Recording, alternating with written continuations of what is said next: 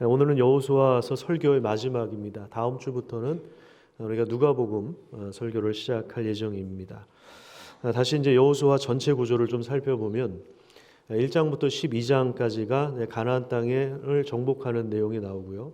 그다음에 13장부터 19장까지는 가나안 땅을 분배하는 이야기가 나오는데, 여기서 주의해야 할 점이 다 정복했기 때문에 분배하는 것이 아니라 아직 정복하지 못한 땅이 많이 남아 있고, 그리고 가나안 족속이 있지만 그럼에도 불구하고 분배를 명해 주셨다는 것입니다. 그 다음에 20장에서 21장은 오늘 우리가 좀 중점적으로 살펴볼 내용인데, 도피성과 레위 자손이 성읍을 얻는 그런 장면이 나와 있고요. 그리고 마지막에 여호수아 22장에서 24장은 마지막 부록과 같이 여호수아의 고별 설교 3편이 들어가 있습니다. 이렇게 해서 여호수아 전체의 구조를 우리가 좀 파악할 수가 있습니다. 19장, 여호수아 19장 51절을 한번 볼까요? 49절을 먼저 보겠습니다. 거기 보시면 이스라엘 자손이 그들의 경계를 따라서 기업의 땅 나누기를 마치고 그 다음에 이제 리더였던 여호수아에게 기업을 주었다, 그렇게 이야기합니다. 그러니까 리더가 원하는 땅을 먼저 차지한 것이 아니라 하나님의 뜻대로 다른 지파들에게 분배하는 것을 마무리하고 한 성읍을 받아서 건설한 것입니다. 리더는 이렇게 공동체 구성원을 위하여 존재하는 자입니다. 목자는 양들을 위해 존재하죠. 나라의 지도자는 백성들을 위한 길이 무엇인가를 생각하는 사람입니다. 그리고 51절에 보시면 땅을 분배하는 일이 이제 마쳤다, 마무리되었다, 이렇게 이야기합니다. 맨 마지막에 이에 땅 나누는 일을 마쳤더라, 이렇게 말씀하고 있습니다. 같이 한번 읽어볼까요? 시작. 이에 땅 나누는 일을 마쳤더라. 여러분, 이게 별거 아닌 것 같지만 하나님께서 그동안 이스라엘 백성들에게 주신 그 말씀에 신실하셨다는 것을 보여주는 말씀입니다. 하나님은 우리에게 약속하신 말씀을 반드시 이루십니다. 그래서 우리 삶의 모든 기반은 하나님의 말씀이어야 합니다. 우리가 잘 부르는 찬양 중에 주님 약속하신 말씀 위에서 영원토록 주님을 찬송하겠습니다. 주님 약속하신 말씀 위에서 성령 인도하는 대로 행하겠습니다. 주님 약속하신 말씀 위에서 세상 염려 내게 엄습해 들어올 때에 성령으로 힘써 싸워 이기겠습니다 하는 그런 고백들이 있지 않습니까? 우리의 삶의 기반이 하나님의 약속의 말씀 위에 서 있기를 간절히 축복합니다. 이렇게 이스라엘 백성들에게 땅이 분배되었는데, 이것을 조금 입체적으로 살펴보기 위해서 지도를 좀 보도록 하겠습니다. 지도를 보시면 맨 위에 빨간색으로 표시되어 있는 지역이 단 지파가 자리 잡고 있는 땅입니다. 단 지파는 중간쯤에도 단 지파의 땅이 나와 있는데, 원래 중간 쪽에 단 지파가 분배받은 땅이 있는데 중간쯤에서 이 가나안 족속과 싸우기를 버거워했어요. 힘들어했어요. 그래서 어려운 곳이 아니라 조금 쉬운 곳을 찾아서 북쪽으로 가서 단 지파가 북쪽에도 좀 땅을 차지하고 있었습니다. 그런데 이제 이 북쪽에 가장가 이스라엘 꼭대기 위에 헤르몬산이라고 하는 산이 있어요. 이 산은 해발 3,000m라고 합니다. 이곳에서 엄청난 눈이 녹아 내려가는데요. 이 내려간다. 예, 지금 이제 저 헤르몬산에서 이 눈이 이제 녹아서 내려가는데, 내려간다라고 하는 히브리 동사가 야라드라고 하는 동사입니다. 야라드라고 하는 동사가 이제 단 지파가 차지하고 있는, 그래서 야라드 단이라고 하는데, 이것이 나중에 이제 요르단이라고 하는 명칭이 되었고요. 또 그 물이 흐르는 강을 요단강이라고 그렇게 이야기를 하고 있습니다. 그래서 다시 지도를 좀 보여주시면요, 요단강 물이 이렇게 흘러 내려오다가 호수가 된 것이 갈릴리 호수고요. 이 호수에서 쭉 물이 내려오는데 나가지 않는 닫힌 바다를 사해라고 부르죠. 여기 지도에는 염해라고 이렇게 표시가 되어 있습니다. 지도에서 가운데 요단강을 중심으로 오른쪽이 지금의 이제 요르단이고요. 그다음에 왼쪽이 지금의 이스라엘 나라입니다. 그래서 요단강을 기준으로 오른쪽 동편 쪽을 차지한 지파가 루벤과 갓 지파, 그다음에 므낫세 반 지파라고 해서 2분의 1, 므낫세 반 쪽은 50%는 동쪽에 있고 또 므낫세 50%는 서편에 있는데, 서편은 또 다른 7지파가 차지했습니다. 그래서 이제 땅 분배가 마친 것처럼 보이지만 여기서 마무리된 것이 아닙니다. 그럼 이스라엘 땅 분배는 언제 마무리가 되냐면 20장과 21장을 지나야 되는데요. 20장에는 도피성 이야기가 나옵니다. 자, 20장 3절을 한번 볼까요? 도피성 21장 3절에 보시면 도피성은 고의적인 살인이 아니라 실수로 사람을 죽인 자를 받아들이는 성읍이에요. 사람에게는 늘 이렇게 복수하려고 하는 그런 마음이 있기 때문에 이 피해 보복자를 피할 곳 6군데의 도피성을 제정해 주셨습니다. 살인자는 정식 재판을 받기까지 이 성에서 보호를 받았습니다. 하나님은 이 도피성 제도를 통해서 이스라엘 땅 안에서 이 폭력의 악순환을, 보복의 악순환을 끊어내고, 그래서 억울한 죽음이나 부당한 죽음이 발생하지 않도록 가해자와 피해자 모두를 보호하는 조치를 이 도피성 제도를 통해서 주셨고요. 외국인에게도 똑같이 혜택이 주어졌는데 하나님의 은혜와 법이 차별 없이 그 땅에서 적용되도록 하신 것입니다. 이 도피성도 지도를 통해서 한번 보시면 6개의 도피성이 지금 이스라엘 전역에 골고루 배치되어 있다는 사실을 보게 됩니다. 그래서 어느 곳에 있든지 어느 곳에서 실수로 사람을 죽였든지 도피성을 찾아가는 일에 어려움이 없도록 그렇게 하신 것입니다. 보복의 악순환을 끊어내고 하나님 나라의 정의와 공의가 살아 숨쉬는 땅이 되기를 원하셨던 것입니다. 그러니까 땅 분배를 마치고 도피성에 대한 이야기를 하는 이유가 바로 여기에 있습니다. 그 다음에 한 가지 더 있는데 오늘 본문이죠. 21장에 보면 레위 사람들이 받은 성읍이 나옵니다. 오늘 본문 21절의 제목을 한번 보시면 레위 사람이 받은 성읍에 대한 이야기가 나옵니다. 땅 분배를 마친 후에 레위 지파의 족장들이 지도자들에게 이렇게 요청합니다. 2절 말씀을 우리 같이 읽도록 하겠습니다. 가나안 땅 실로에서 그들에게 말하여 이르되 여호와께서 모세에게 명령하사 우리가 거주할 성읍들과 우리 가축을 위해 그 목초지들을 우리에게 주라 하셨나이다 하며, 다른 지파는 다 땅을 받았어요. 기업을 유산으로 받았고 목초지도 받았습니다.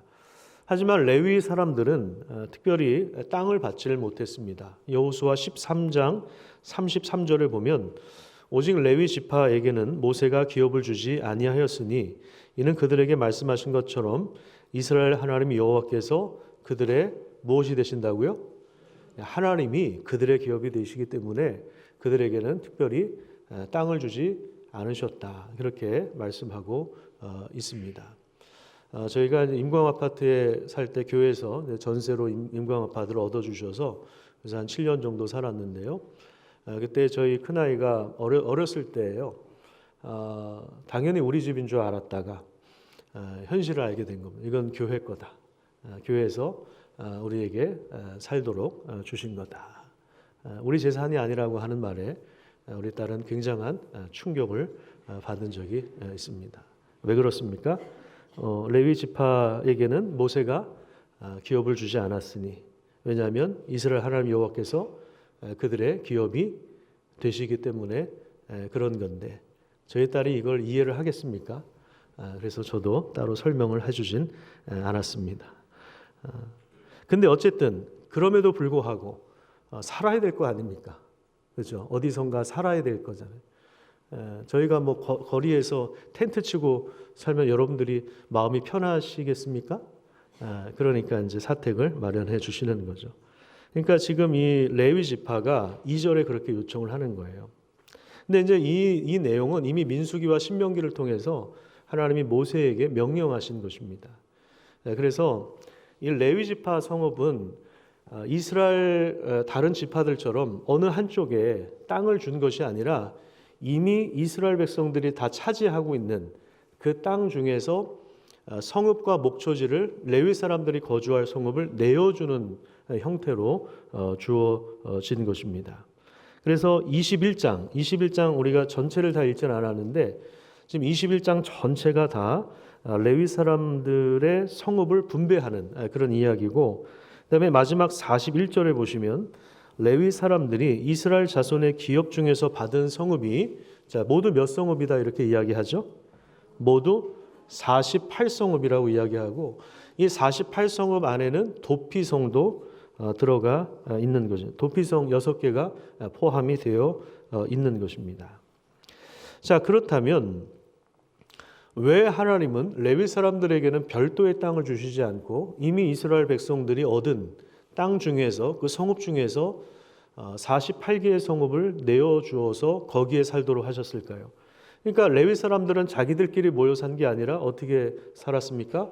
이스라엘 각 지파별로 지파들이 살고 있는 땅에 흩어져서 거기에서 살았습니다. 이것은 레위 사람들의 역할과 깊은 관련이 있는데, 이 레위 사람들이 어떤 일을 하는 사람들이냐, 세 가지로 요약을 할 수가 있습니다. 첫 번째는 성막에서 봉사하는 일을 맡았습니다. 그래서 백성들이 하나님을 바르게 예배할 수 있도록 도와주는 그런 일들을 했습니다. 그래서 성막을 운반하기도 하고요, 이동할 때 접고 또 운반하고 이런 일들도 했고요, 또 기물을 관리하기도 했고요, 그리고 주보를 만들기도 했고요, 차량 운행을 하기도 했고요, 성도들이 예배를 잘 드리도록 하기 위해서 안내를 서기도 했고요, 여러 가지 또 우리 악기를 통해서 우리 성가대가 찬양한 것처럼, 우리 찬양팀이 찬양한 것처럼 이 찬양을 통해서 예배를 또 함께 참여하는, 하나님을 예배할 수 있도록 돕는 그런 역할들을 했던 사람들이 바로 레위 사람들입니다. 두 번째는 중요한 일인데 율법을 가르치는 일을 맡았습니다. 전국의 제사장들이 순번을 정해서 성전에서 섬겼을 때 자기 차례가 1년에 2번 올까 말까 합니다.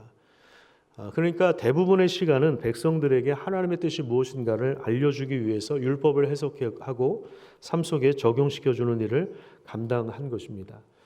느헤미야 8장에 보면 이런 내용이 나옵니다. 제가 해보고 싶은 일이기도 하고, 실제로 예전에 중고등부 학생들을 데리고 대천에 가서 2박 3일 동안 밥만 먹고 신약 성경을 다 읽고 온 적이 있었습니다. 지금도 이제 가끔 만약에 제가 어린아이 부서를 맡았거나 학생들이나 청년들을 맡았다면 사실 제가 해보고 싶은 건 그런 겁니다. 산속이나 동굴이나 이런 데 들어가서, 동굴은 좀 어렵겠네요, 한 일주일 동안 핸드폰 다 수거하고 절대 못하게 하고 밥만 먹고 성경만 읽는 것입니다. 7일 동안 창세기부터 요한계시록까지 쭉 읽으면 어떤 일이 벌어질까요? 어디 도망 못 가는 곳에 붙잡아 놓고 묶어놓고 그렇게 하고 싶은 마음이 지금도 있는데, 그런 일이 이제 느헤미야 8장에 보면 있었습니다. 수문 앞 광장에서 새벽부터 정오까지 율법책을 이제 에스라 선지자 제사장이 이제 낭독해 주었고요. 그다음에 이제 5절부터 보면 이런 내용이 나옵니다. 우리 세 번역으로 우리 준비되어 있으니까 같이 우리 화면을 통해서 읽어보도록 하겠습니다. 같이 읽어볼게요. 시작. 학자 에스라는 높은 단 위에 서 있었으므로 백성들은 모두 그가 책 펴는 것을 볼 수 있었다. 에스라가 책을 펴면 백성들은 모두 일어섰다. 에스라가 위대하신 주 하나님을 찬양하면 백성들은 모두 손을 들고 아멘 아멘 하고 응답하고 엎드려 얼굴을 땅에 대고 주님께 경배하였다. 아니와 세레비아와 야민과 사대와 호디아와 마아세야와 그리다와 아사랴와 사박과 하난과 불라야는 백성들이 제자리에 동안에 그들에게, 자 여기 보시면 레위 사람들이 어떤 역할을 했다고 합니까? 율법을 해석해 주는 것입니다. 그러니까 이 율법의 의미가 뭔지를 적용시켜주고 깨달을 수 있도록 도와주는 그런 역할을 했죠. 그 다음에 8절을 읽어보겠습니다. 하나님의 율법책이 낭독될 때에 그들이 통역을 하고 뜻을 밝혀 설명하여 주었으므로 백성은 내용을 잘 알아들을 수 있었다. 백성은 율법의 말씀을 들으면서 모두 울었다. 하나님 말씀 앞에서 자신들이 얼마나 하나님을 떠나서 살았는가, 바벨론의 포로로 70년 동안 잡혀갔다가 다시 고국으로 돌아왔을 때 성벽을 재건하는 과정에서 성벽이 다 무너졌었거든요. 성벽이 무너졌다는 것은 집에 칸막이가 없다는 말입니다. 그런 데서 살아야 했는데 성벽을 재건하는 과정에서 느헤미야서는 성벽 재건하는 이야기잖아요. 그래서 단지 건축만 한 것이 아니라 하나님의 말씀으로 우리 백성들을 다시 세우는 그런 자리에서 지금 제사장이면서 학자였던 에스라가 율법을 낭독하고 레위 사람들이 곳곳에서 백성들에게 이 말씀을 해석해 주는 그런 일들을 했던 것입니다. 그러니까 레위 사람들의 중요한 역할 중에 하나는 백성들에게 이 하나님의 뜻을 알려주는 그런 것입니다. 그다음에 세 번째로 공동체를 거룩하게 유지하는 그런 일을 했습니다. 한센병이나 여성의 부인병 등을 진단해서 이게 부정한 것인지 아닌지를 판별을 해서 부정한 것이면 며칠 동안 공동체 밖에, 진영 밖에 머물러 있어야 되고 다시 회복되면 들어오게 하고 그렇게 해서 공동체를 거룩하게 건강하게 유지하는 일을 했고요. 재판을 담당하기도 했고요. 도피성을 중심으로 이스라엘 백성들 가운데 정의와 공의가 이루어지도록 역할을 감당한 것입니다. 우리 몇 년 전에 그 코로나가 한참 기승을 부릴 때 코로나 판정을 위해서 의사들과 간호사들이 얼마나 많은 노력을 했습니까? 그렇죠? 그래서 코로나가 아닌지 판별을 하는 그 역할들을 제사장들이 한 것입니다. 그러니까 사법부에서, 입법부에서 어떤 공무원들이 어떤 공직이라고 하지 않습니까? 그 전문적인 일을 하는 사람들이 사실은 이 당시에 레위 사람들이 제사장들이 했던 역할들을 한 것입니다. 그래서 지금 이 레위 지파 사람들은 이런 일들을 감당하기 위해서 어디 특정한 곳에 자기들끼리만 모여 있는 것이 아니라 이스라엘 각 지파의 성읍들에 흩어져서 그 지파의 경계 지역에 거주하면서 지파 간의 완충 역할 그리고 서로 연합할 수 있는 그런 역할들을 감당하고 또 가나안 땅의 죄악의 문화를 부수고 이스라엘의 거룩함을 유지하는 그런 역할을 감당했던 것입니다. 그러니까 지금 이 성읍이 분배가 된 것은 19장에서 다 끝난 것처럼 보이지만 그것은 어떤 외형적인 것이라면 20장에서 21장에 넘어오는 이런 이야기들을 통해서 도피성과 레위 사람들의 성읍 분배를 통해서 그 나라의 성격이 결정되는 그 나라의 본질이 무엇인가 하는 것이 결정되는 그런 일들이 실제로 일어난 것입니다. 그래서 단순히 땅을 차지하고 그냥 나라로서의 기능을 하는 것이 아니라 하나님은 이스라엘 나라가 하나님 나라가 되기를 원하신 것입니다. 자, 그런데 여기에는 긴장 관계가 있습니다. 자, 여호수아 21장 43절부터 45절 말씀을 우리 같이 읽어보도록 하겠습니다. 같이 읽겠습니다. 여호와께서 이스라엘의 조상들에게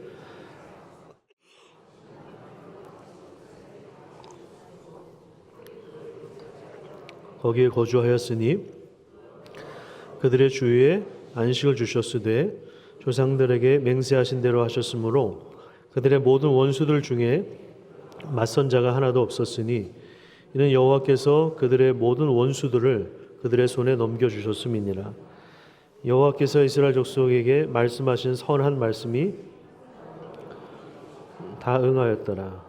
자, 이 말씀만 보면 하나님의 말씀이 다 완성된 것처럼 보여지죠. 선한 말씀이 다 이루어졌다고 하면서 하나님은 말씀에 신실한 분임을 보여줍니다. 하지만 이 사이에 분명한 긴장이 있습니다. 무슨 긴장이냐면 땅을 분배해 주긴 했지만 다 정복하고 분배한 것이 아니라고 그랬죠. 하나님이 선물로 주신 허락하신 새 땅이긴 하나 그 땅을 실제로 정복하고 누리기 위해서는 전쟁을 치러야 하는 것입니다. 가나안 사람들과 우상과 엄청난 그 죄 가운데 거하고 있는 성적인 타락이 극심한 그러한 땅에 거주하는 사람들과 그 죄의 싸움을 싸워야 하는 것입니다. 그 땅을 실제로 소유하기 위해서 전쟁을 치러야 하는 것입니다. 그래서 이것을 우리는 이미와 아직의 긴장 사이에 있다. 이런 관점에서 볼 수가 있는 것입니다. 한번 따라서 볼까요? 이미와 아직. 늘 말씀드리지만 하나님 나라도 이 이미와 아직의 긴장 관계 속에 있는 것입니다. 예수 그리스도를 통해서 하나님 나라가 이미 이 땅에 임했습니다. 하지만 아직 완성되지 않았습니다. 우리는 그 긴장 상태에 있는 것입니다. 그 긴장 상태를 중간기라고 부르기도 하고요. 종말이라고 부르기도 합니다. 마지막 때라고 부르기도 합니다. 우리는 지금 이 마지막 때를 살고 있는 것입니다. 2000년 전에 예수님을 통해서 하나님 나라가 이미 시작되었지만 다시 오시기까지 예수님이 다시 오실 때 완성될 그 나라 그때가 지금이 마지막 때이며 그리고 종말의 때이며 그리고 이 중간기를 우리가 보내고 있는 것입니다. 그것을 우리가 이런 시대를 살아가면서 주의 약속하신 말씀에 굳게 서서 제사장의 역할을 감당해야 하는 것입니다. 레위 사람들이 맡은 대로 사람들이 하나님을 바르게 예배하도록 돕고 말씀을 알려주고 설명하고 나누어주고 공동체의 거룩함이 유지되도록 하는 그런 일들을 우리가 함께 섬기는 것입니다. 이 일에 있어서도 그들은 하나님의 말씀을 신뢰하는 것이 굉장히 중요했습니다. 여호수아 23장 8절 이하에 보면 하나님을 가까이 하라고 하면서 10절에 무슨 말씀을 하고 있냐면 너희 중 한 사람이 1000명을 쫓으리라 이렇게 말씀하고 있습니다. 제사장을 통해서 율법을 배우고 하나님의 뜻을 해석하고 하나님을 알고 있는 백성 한 사람의 영향력이 이와 같은 것입니다. 한 사람이 1000명을 쫓아냅니다. 여러분 이 일이 어떻게 가능합니까? 바로 하나님이 앞장서서 싸우시기 때문에 가능한 것입니다. 교회는 바로 하나님이 통치하시는 이스라엘의 연장선상에 있는 것입니다. 그래서 교회는 뭐냐라고 했을 때 교회는 이런 건물이 아니라 예수 그리스도를 믿음으로 구원을 받았고 구원을 받았다는 것은 예수님과 연합되어 있다는 것을 의미하고요. 그리고 성령 안에서 하나님의 뜻을 우리가 알고 하나님과 연합되어 있다는 것을 의미합니다. 그래서 성부, 성자, 성령 삼위 하나님과 연합 아래에서 우리 서로가 그리스도의 몸된 지체로서 연합되어 있는 자들이라는 사실을 우리는 기억해야 합니다. 그래서 이 연합되어 있다는 것이 얼마나 거룩하고 얼마나 아름다운 일인가에 대해서 시편 133편에 이렇게 말씀하고 있습니다. 보라 형제가 연합하여 동거함이 어찌 그리 선하고 아름다운고. 그래서 형제가 연합하여 동거한다고 하는 것은 공동체를 이루어 함께 사는 것을 의미합니다. 서로 다양한 사람들이 차이를 극복하면서 함께 공동체를 이루고 같은 비전을 추구하는 것이 얼마나 선한 일인가, 얼마나 아름다운 일인가를 노래하고 있습니다.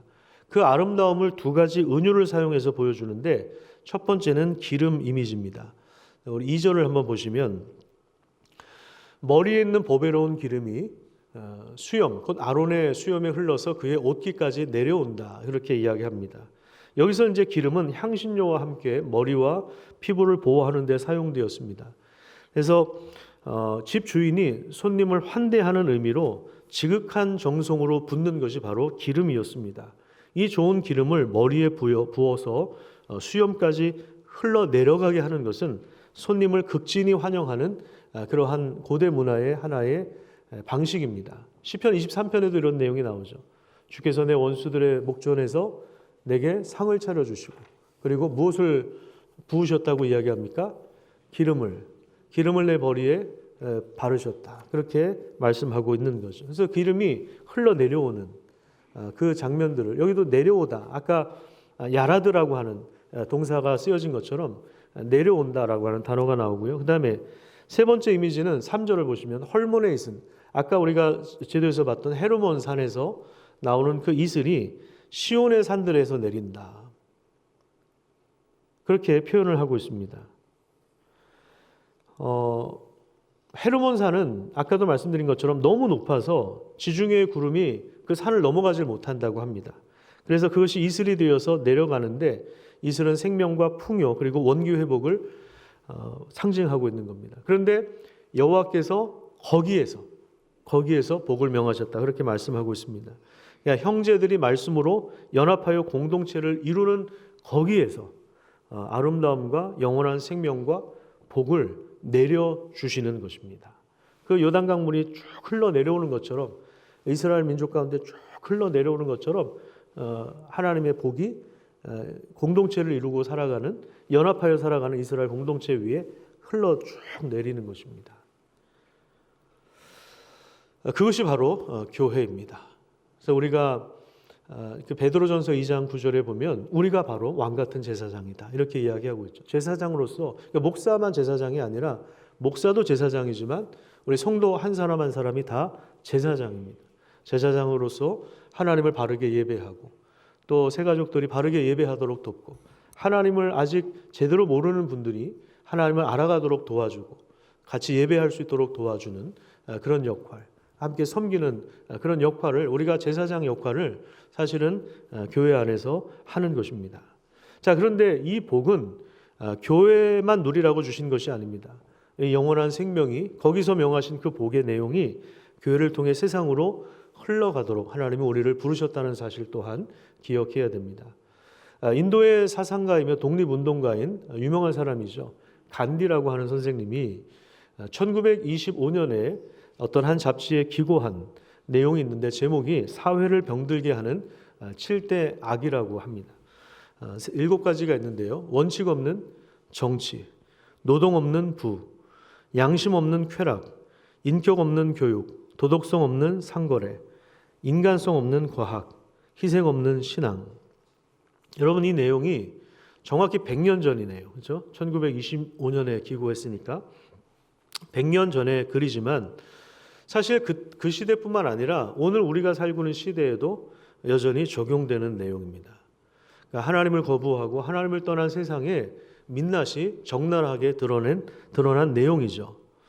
근데 여기에 더해서 어떤 한 신학자가 오늘의 현실을 보면서 3가지를 더 추구했습니다. 3가지가 뭐냐면 정의 없는 사법부, 팩트 없는 언론.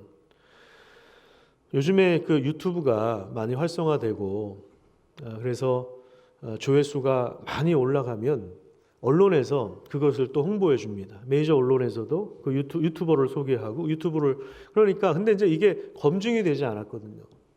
팩트가 아닌데 그런 내용들이 조회수가 많이 올라간다는 이유로, 또 조회수를 올리기 위해서는 자극적인 단어를 사용해야 되고 좀 센 단어를 사용해야 되거든요.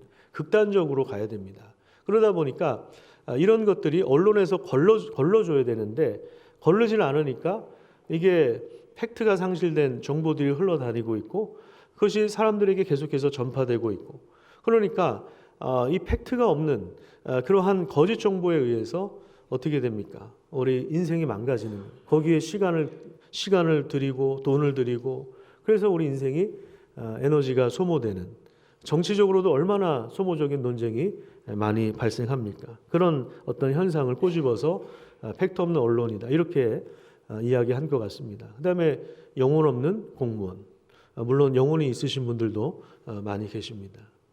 이런 현상을 이야기하는 거죠. 우리가 이런 세상에 살고 있습니다. 그래서 교회는 도피처가 되면 안 됩니다. 교회에서 하나님의 말씀을 듣고 교회 안에만 머물러 있으면 안 됩니다. 우리의 신앙이, 우리의 믿음이, 우리 하나님을 아는 그 지식이, 우리가 알고 있는 하나님의 뜻이 이 세상에 펼쳐질 수 있도록, 하나님 나라의 정의와 하나님 나라의 그 질서와 하나님의 그 성품들이 우리가 살고 있는 이 지금 간디가 이야기한 사회를 병들게 하는 이런 7대 악이 있는 그런 사회 속에서 하나님의 가치가 드러날 수 있도록 우리가 함께 제사장으로서 섬기는 일들이 필요한 것입니다. 그래서 우리가 교회를 함께 믿음으로 세워갈 뿐만 아니라 우리가 살고 있는 이 사회와 나라 가운데 하나님 나라의 질서가 작동되도록 하나님이 성령 안에서 우리를 인도하시고 우리를 붙들고 세워 가시는 것입니다. 여러분, 그 능력 안에서 또 함께 서 나가시기를 간절히 축복합니다.